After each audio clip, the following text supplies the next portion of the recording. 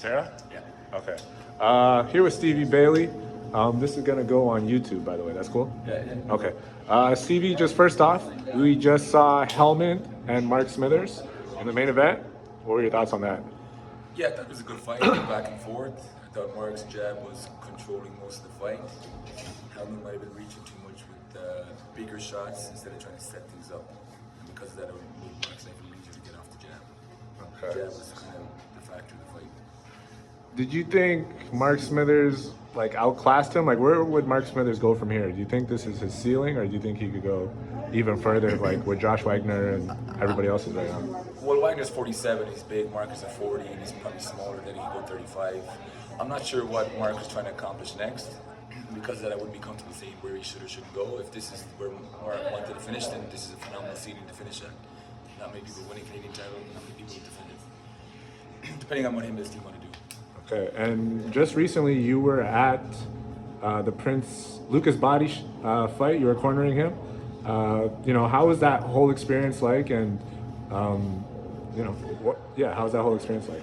MVP were like unbelievably professional, very organized group. Treated you really well. There was no gamesmanship or anything. They treated us very fairly, and you know, we're back with them again November 15th. The fight was played out pretty much like I thought it would.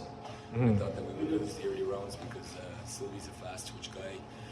And it would take Lucas a few rounds to get comfortable with that kind of speed. And Sylvie usually really lessens his defensive patterns as the fight goes. So I was pretty confident going into it. I was actually very confident going into it. And how did you feel like walking out into an arena like that? I don't know if you're used to. Oh, that's all irrelevant. Doesn't matter. It was irrelevant. No extra pressure. No nothing. 10,000, 50,000, 5 people, 500 people. It's all the same. Ring's a ring. Honestly, it didn't bother me as much. So how happy were you when he got that knockout? How'd you feel? I was happy for Lucas.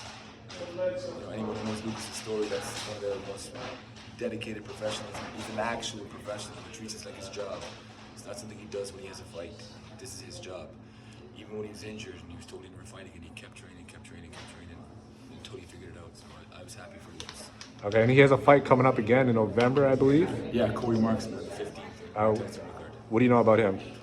Good guy, graduate. See ya, coach. Marksman, not one guy. I sent you 14 guys. One guy you have I'm not done yet. Give me tomorrow. I'll send you emails. I will. I'm on it. Corey Marksman? Yeah, good little fighter, nice guy. We're actually in the van with him going into from the fights at the last show. Super nice guy. So he was on the card as well? Yeah. He's done a prospect show for MVP and he was on the last card.